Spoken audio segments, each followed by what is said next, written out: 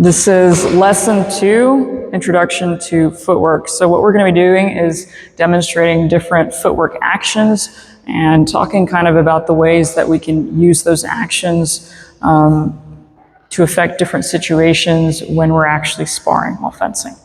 So what I'm going to talk about first is the fencing line. If my opponent is standing here in front of me, and if we see that this represents their lead foot's toe, I'm on the other side, and my lead foot toe is here. The line between where our two toes are facing is called the fencing line, that line.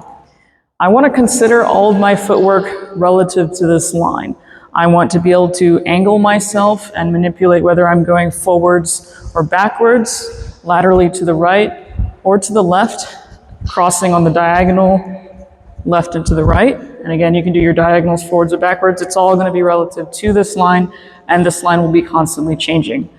In historical European martial arts, HEMA fencing, it's unlike Olympic fencing. You're not just fencing along a strip. You're not moving just this way and that way. It's a little bit more like UFC or like a boxing ring, where I can move to the sides, where myself and my opponent, we can circle each other, and therefore our fencing line will constantly be manipulated and change. When I'm thinking about footwork, I, again, am framing myself as relative to this line. I can come here with a stable, balanced stance. Your stance is malleable, so it's not fixed, right? I can be a little bit more back-weighted, a little bit more front-weighted. I can come into the side. I can come into the side here. I can change my lead foot.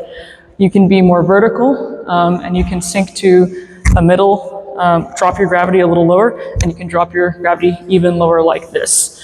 It'll depend on the type of weapon that you're using, the type of system, the tradition that you're working from. They'll have different recommendations kind of for how you're going to carry your body and how you're going to seat the weight and move, and even the recommendations for how you're actually going to move back and forth.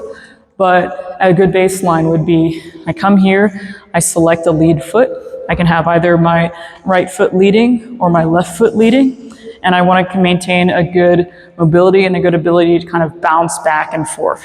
So some good things you can do as just kind of general warm-up, your standard cardio warm-ups, right? You can do the high knees to get the stretch out. You can do your kind of butt kickers. You just do this in the beginning to warm up. And something else that I like to do is I'll kind of get in this stance here, and I'll square up, and I'll just kind of go a little bit wider, and I'll sink my weight left and right. I'll do the same thing this way, and I sink my weight forwards and backwards. And what you're doing is you're simulating the types of movements that you're going to be making when you're dropping your center of gravity pretty low in some of these movements and footwork actions. And also by doing those warm-ups back and forth in the beginning for a couple minutes, you're warming up your legs and opening up your hips so that you're not locked up and you're not at risk of cramping when you actually start sparring, especially in about 15 or more pounds of gear. So now on to the actual actions, right? If my line is here, how do I move forwards towards my opponent? There's a couple ways I can do that, right?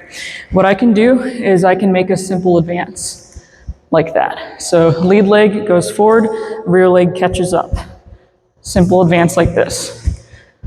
This is a small step, right? And I can do a retreat, which is really just the advance backwards. So if this is an advance, a retreat would be this. I'm moving my rear leg back first, and then my lead leg follows. Now, that's to close in towards the line this way, or retreat back from the line this way. Then I have the passing step. The passing step I can use to take a bigger motion, and I can use it to change my lead leg. So if I'm here with my right leg as my rear, I can pass it in the front, and it becomes, now my right leg is my lead leg. And I can also pass, I can pass on the advance, which is that. I can pass on the retreat, going back the other way.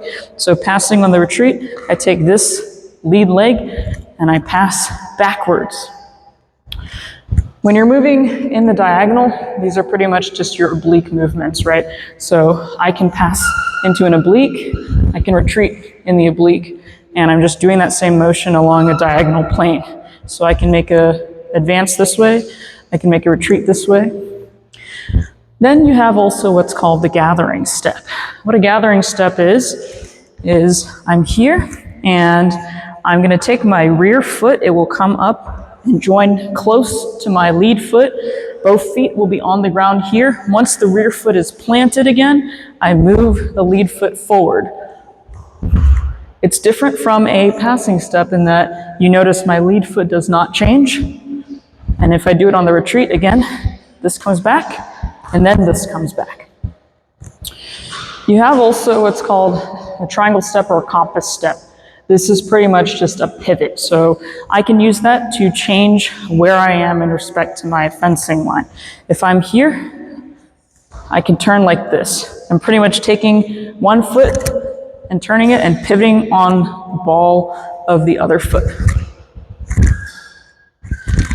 So that's my compass step there. If I'm doing this right, let's say we do an exchange here, parry, post, and so on. I can come in with the compass step and I can attack in at the side. Now I'm attacking in at this angle. If they're still here and they're exposed on this edge, I can use that movement to attack in. So something you want to be able to do is to fluidly combine these different types of basic steps and do them in all 8 compass directions and be able to kind of do them quickly with fluidity, with good mobility, and you really want to land into a stable position. If I'm kind of just moving around and all this stuff, right, I can do that, but if I haven't conditioned my body to be able to naturally fall back into a good stance, and especially as you are fencing, you want to fall back into a guard as well. So if I'm here with this, let's say I'm crouched in a fluke, I've got my balance kind of here, I make some actions, I want to be able to land kind of naturally back into a guard. No matter what side of the body my sword is on, I'm going to land back into a good guard. And I want to move my feet with my trunk, move my feet with the weapon. Consider also in that the way you move your feet needs to kind of move along with your whole body, right? So if I'm here and I want to make a passing step and throw a little more structure behind my Oberhau. So I cut from a top left to, top right to the bottom left. What I can do is I can come from my shoulder vom Tag. I can take that rear foot, I can pass it in, land the foot before I flick out. And what that does is this foot is already stable, it's planted, and then I'm throwing this cut here. Versus if I'm just doing them at the same time, I might come a little more forward than I want to. This could be unstable, it could be wobbly. So you think of those kind of a movement where there's concordance here. I'm moving with my blade at the same time as my body on the same side. And I could also do it this way. It just probably wouldn't feel as good, it's a little more awkward. So you need to train your feet to move ambidextrously. Same thing with the hands and the sides of the body. And imagine kind of, I can rotate in and I'm using this, right? Now if I'm here, my weight is forward. It's in here. I'm kind of spring-loaded here even. I might not want to stay in this position. I'm kind of locked up here. I'm locked up here. So I can withdraw from it and pull back into another position. I can withdraw and go to the side. I can withdraw and go to a different side. I can launch forward, I can retreat backwards, I can do different actions all through my feet. Same thing, having a good basis of footwork allows you over time with practice to increase the speed at which you're doing actions and to also protect your body. You're going to be protecting your body with your techniques and where you're placing your sword, but you can do so much as well through kind of evasion, through dodging. You can feint. You can do actions where you bait things out of your opponent just by how you're moving your body. And it's very useful, and it's something that footwork can be trained on your own. You don't need a sparring partner, and you can kind of just do these things at home. You can drill them. It's part and parcel with improving cardio, doing lower body weight training. It's all going to allow you to have good calf strength, good mobility, and so on, so that you can spring load your steps and move forwards and backwards with ease. To that end, there's a few basic drills that you can do alone. There are partner drills as well, but one that you can kind of do by yourself is you can get in a stance where you have your lead foot forward, and you can just do some simple advances like this. And you can kind of just think of it as you're doing it and feel what's stable, what's not stable, what do I kind of want to maybe change the angle to make it feel better for my body. How does it feel if I move it this way or that way on my hips, right? So you can practice just a simple advance. You can practice a simple retreat. You can practice your passing steps and feel the rotation of the hips into the torso as you're performing it. Because if you really drill the muscle memory on these basic actions, when you're geared up and you're moving around with an opponent, you don't have to think about it so much. You can kind of just snap into it versus trying to think of this while you're under the pressure of having a blade coming at your face and attempting to react to that parry, attempting to execute a good strike in response or initially. And if you just think, okay, it's coming here, I already know my sword arm is going to snap out this way. I'm going to execute that block, sweep it around, and my feet will naturally pivot back, and my body is going to move out of range of their weapon. And then now I'm here, I can come back this way and present my point in presence and present a threat to them. And all of that is kind of, you want to get to a point where you're doing it involuntarily, where you're moving your body without having to think so much about where you're falling. You also have a concept of kind of steps where you are springing forwards or backwards. And I like to think of a half lunge. So obviously we have a full Olympic fencing style lunge where you're coming in like this, something you'll see a little bit more like with rapier. I'm not great at lunges, but kind of that's, you have a full lunge. You also have kind of a half lunge. I'm very prone to doing this, and I'll do kind of a partial lunge in where I am getting that quick forward action, but I'm not committing in all the way to where I'm sunk into here and I have to recover back out of that position. So you can easily do a quick spring in like this. You can also kind of do evasions to the side bilaterally, left or right, and you can do them backwards. So kind of a spring backwards, or if I'm here, I can spring backwards to this side. If I'm here, I can spring this way, and I can spring the other way, right? Those are useful when going backwards, not as much when going forwards. Once you go forwards, you commit your momentum, you commit your action, you cannot really get out of it.